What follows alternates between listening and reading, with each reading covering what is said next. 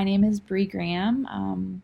This is like take 9 because of kid interruptions and the fact that I don't know what I'm doing. I'm not used to being in front of anything, so have grace for me.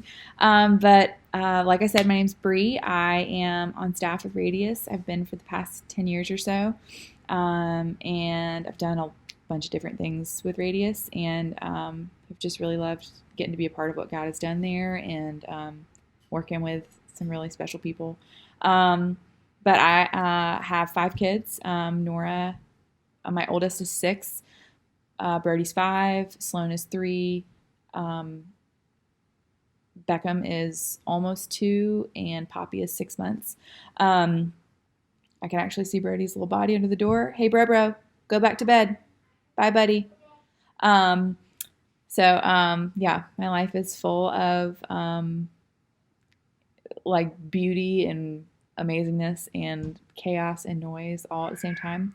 Tyler and I have been married for 8 years, and so we've basically just been having a lot of kids since we got married.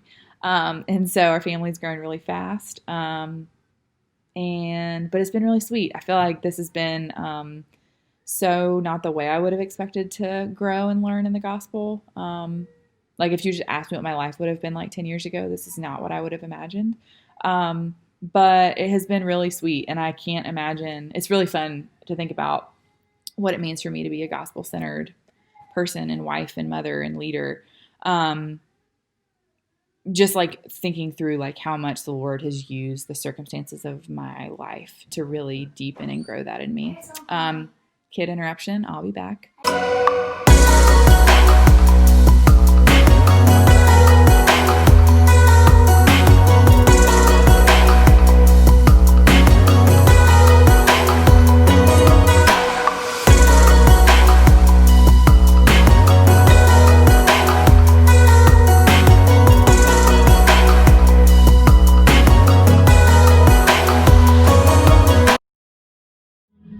This is just what it looks like real time over here most mornings.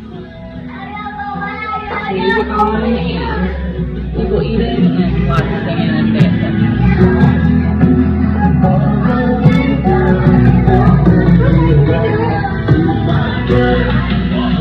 Go put your bowl.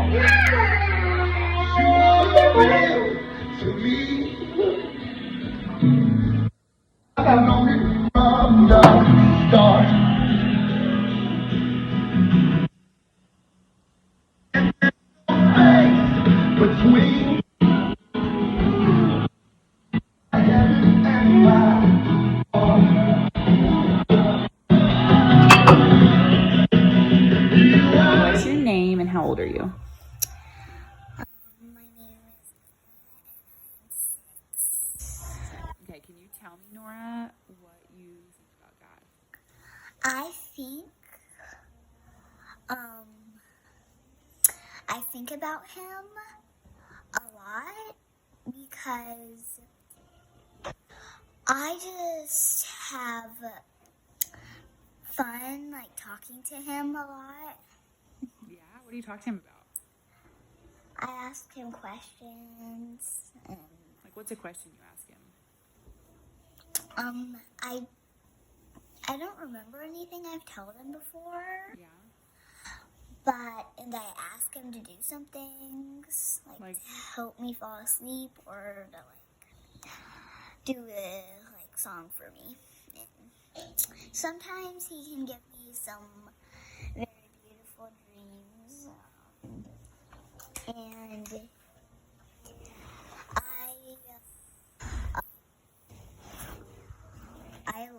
I just like that he took away our sins. Yeah.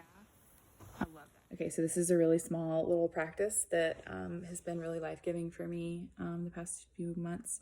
Yeah, I think so many of our days are just like, there's so many like middle minutes of our days, like we have like maybe the space in the morning with the Lord, and then maybe like an interaction with somebody where we're like actively talking about the Lord. But the reality is like my day is filled with lots of diapers and dishes and cleaning up messes and playing with toys and playing pretend and just lots of things that are just like life. And I know that the Lord wants to commune with me there, but how often I just struggle to meet him in that place. Like, it's just like my mind is like set on what I'm doing. Until I really started realizing like how much, as Tyler and I have been asking a question in the evenings, like what we dwelled on that day, like what our thoughts and our minds were dwelling on.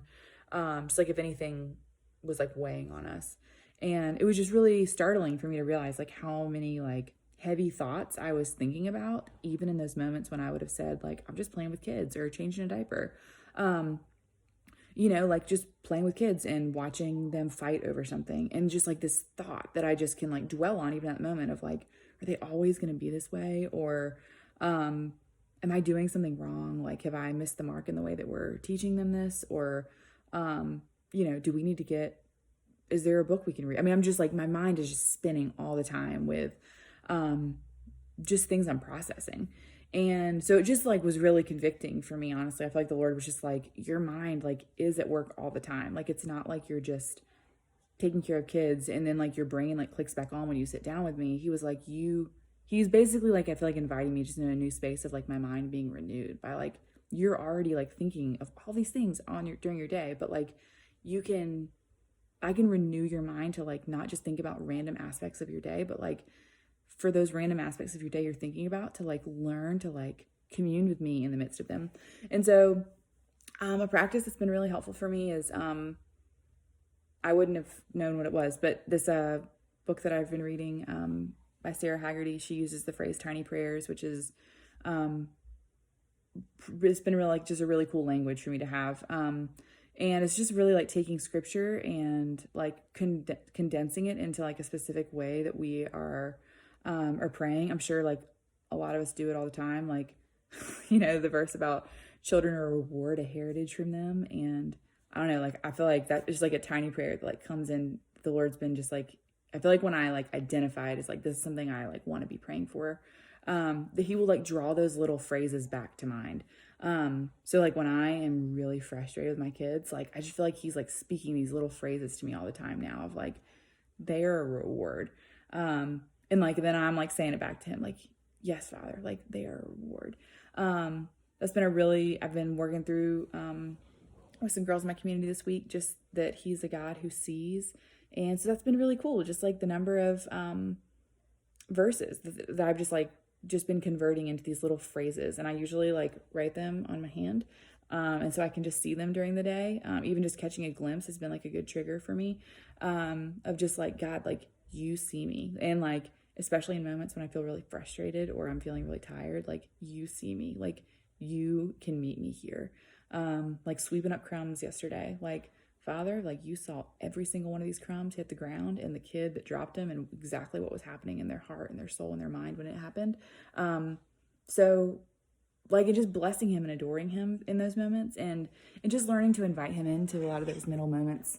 And that's been really key for me with just like having scripture up, especially when I'm loading dishes or doing trash, and just having little verses around and specifically like underlining the little like tiny prayers that I feel like I'm trying to pray. Like that's a really big one for me. Make me hear joy and gladness. Like when my house is like bursting with noise, like just like that's something that he could do. Psalm 51:8, like make me hear joy and gladness, even though all I'm hearing is chaos. Like let this be a joyful noise, like to my soul. And like, I want to adore you in the midst of it. And so anyway, that has been something really sweet for me, where the Lord's just inviting me into just communing with him in a lot of like crazy, wild, frustrating, hard moments. And I feel like he's just converting them into like a lot of sweet spaces in our home that normally I would have just like dissolved into a puddle of tears. And I don't know, just his invitation to like sing my way and like pray my way into like truth when I don't necessarily feel like it, has been a really sweet aspect, the way he's just drawn me in to abide with him throughout our days. Hey, Floney, what do you think about God? And I like to hug him. Yeah? Do you talk to God? Yeah? Yeah. Talk to him. When Biggie B is sick, When Beckham is sick, yeah. Yeah. I love you. Mwah. I'm a wet.